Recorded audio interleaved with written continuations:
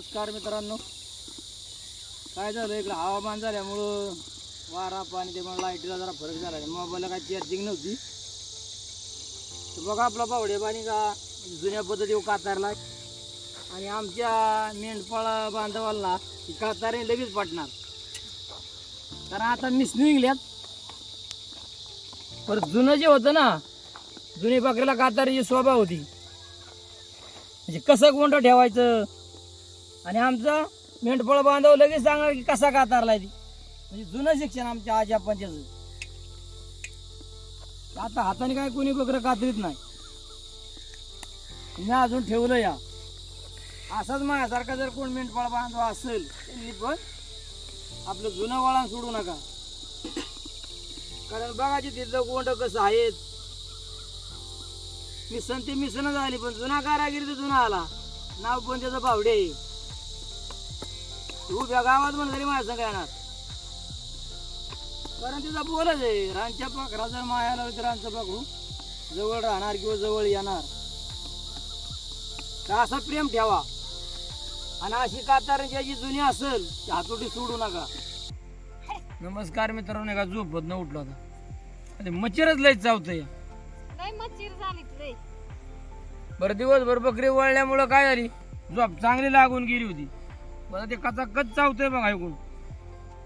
तेव्हा आता ही बचत आणि ठोकतोय आणि आता ह्याच्यात मी झोपतो. तर काय आहे तिथं आजापासून नाही सवय, पण आता काय आणली कर्जतला जाऊन आणली. आता झोपतो मित्रांनो. अशी अंगावर घ्या. कारण मच्छर पासून सावध राहा.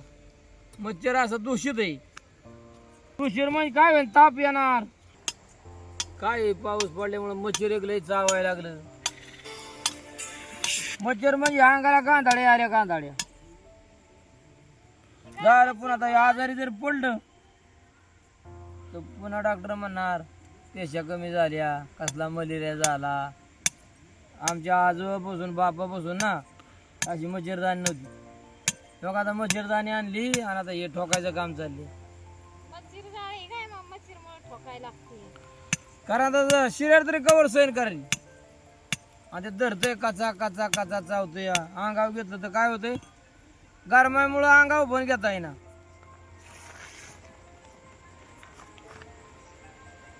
आता हे झालं फार्म हाऊस. पहिली आमची तिसरी पिढी म्हणजे कोकणची जी गावं होती ह्या टायमाला माय शिमगाचं इतर म्हणजे कोकणात गाणी वाजायची. आणि बाया माणसं पण लग्न असलं की हळदीची उठण्याची गाणी भरपूर म्हणायची. आता काय झालं, ते रिसॉर्ट झाल्यामुळं त्यातच गाणी वाजायला लागली. म्हणजे जुन्याला झाला फरक. जुना घबडायला लागलं. आता लय मोठी हळदी. तर बघा आता ही काही माझ्या काळात पण हे आलं. काय सांगायचं मित्रांनो. बघा मित्रांनो, बाटलीच्या काचा बघा कशा आहे ना. बघा मित्रांनो, बाटलीच्या काचा. आता मी मोबाईल धरला आहे. ह्या बघा बघा बाटलीच्या काचा बघा असं मित्र. ह्या बघा या जाग्यात परिसरात ना एवढं ह्या बाटलीच्या काचा आहेत. लय काचा. ह्या बघा आता बकरी पण आता काचावरून चालली. हे हे हे तर असं मित्रांनो, माझ्या किती करा पण काचा फोडू नका, बाटल्या फोडू नका. बाटल्या फोडल्यावर काय होतं मित्रांनो, एखाद्या पायात शिर चुकून आपल्या सुद्धा भरू शकते. लक्ष नसलं की अजूनही कुणाच्या भरू शकते. कारण काचाने पाय जर फाटला तर वाट लागेल. माझं 1 वर्ष फाटलं. त्या काचाचं मला लय ध्यान होतं मित्रांनो. तर माझ्या बिच्या किती काय करायचं ते करा, पण बाटल्या फोडू नका. एवढं हात जोडून मित्रांनो तुम्हाला सांगतोय. कारण काचाच्या बाटल्या मोठ्या मोठ्या बाटल्या आहेत. पायात शिरणार, आपल्याला दुखापत होणार, काय होणार, बेकारी होणार. आपली पायाची बेकारी होणार. आधी काय माणसाला कसलाही आजार होतोय, काही होतोय. तर माझ्या किती करा पण ह्या बाटल्या कोणी फोडू नका. एवढंच हात जोडून विनंती आहे माझी, सांगणं तुम्हाला. बाटल्या फोडू नका, पायाची बेकारी होईल. पायाची ना भरपूर बेकारी होती. काचा म्हणजे बाटलीच्या काचा आहेत ना, मोठ्या मोठ्या बाटल्या फुटल्या त्या नुसत्या. आणि केल्या खेल्या म्हणजे फोडते ते कोणी पण. माझं म्हणणं फोडू नका, माझ्या किती करा पण बाटल्या बिटल्या फोडू नका. काचा एखाद्या पाय शिरेल काय झालं. आता पाऊस जवळ आला आहे, पावसामुळं वाला पाय जर त्याच्यावर पडला चुकून तर आई पाय आपला आका पाय फाटून जाईल. तर मित्रांनो इथंच थांबतो मी. सबस्क्राईब करा, घंटीचं बटन दाबाय विसरू नका मला. असं आमचं बापूबिरू एक मेंढपाळ बांधव होतं. ते पण असं होतं की म्हणजे माळकरी होतं. आणि त्यांना पण असा की त्यांच्या आजा पंजांनी बकऱ्यांचा त्यांना सवय लावून दिली होती. त्यांनी बकरी वळायची होती. त्यांची जुनी केस कापणी त्यांची पण अशीच राहायची त्या काळात. नंतर काय झालं, बापू बिरोनला पण या असं अत्याचार व्हायला लागलं. आया बहिणींच्या काही गोष्टी घडायला लागल्या. तेव्हा मग ते रंगा शिंदे किंवा ते अनिल शिंदे अशा गावात ते घडल्यामुळं त्यांना ते उतरावं लागलं. किंवा भांडणात त्यांच्या पण घरच्यांचं, आईवडिलांचं किंवा त्यांच्या मंडळीचं, मुलांचं हाल करावं लागलं. तेव्हा खरोखर म्हणजे नसा मेंढपाळ धनगर अशी त्यांनी कीर्ती घडवली. आणि बापू बिरू म्हणजे आप्पा म्हणायचे त्यांना. बापू बिरू म्हणजे वाळवे तालुक्याचा बोरगावचा ढाण्या वाघ अशी माणसं एक झालं मला आता येतील म्हणून गॅरंटी नाही. कारण समाजासाठी करणं एवढं सोपं आहे का? समाजासाठी स्वतःचं घर जाळून घेतलं त्यांनी. तेरवड्याला त्यांनी 30 वर्ष काढली जेलला. तेवढं त्यांनी वनवास भोगलं कुणासाठी?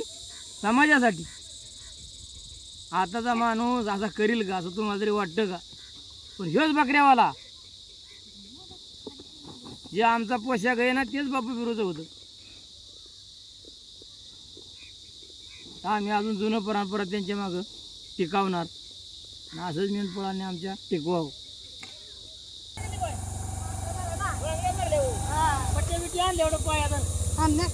कोणी नेली होती?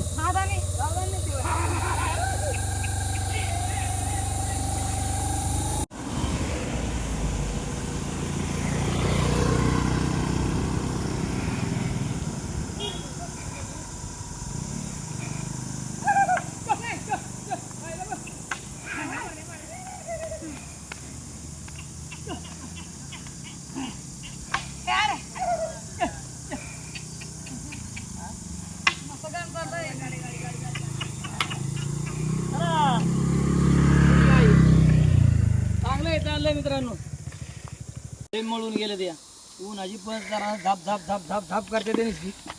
आणि ऊन पण लय लागते. जरा पाण्यात धुवून काढतो त्यांना, कारण धुण्याची गरजच आहे. आपण दररोज आंघोळ करतो त्यांना एक 8 दिवसातनं तरी आंघोळ करावं लागतं महिन्यातनं. असे मित्रांनो उभं राहणार इथं उभं राहते पण उभं राहणार की ऊन लागते.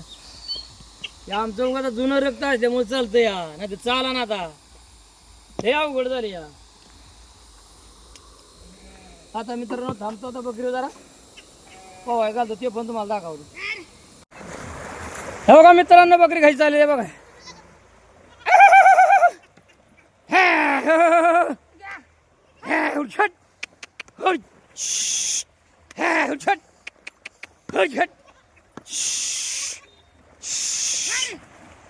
बघा मित्रांनो त्या पोरगा मेरा बुडावतोय. छक छक छक छक हन बाय खुर्च्या छक छक छक आडा आडा आडा मारले. लय खोल पाणी.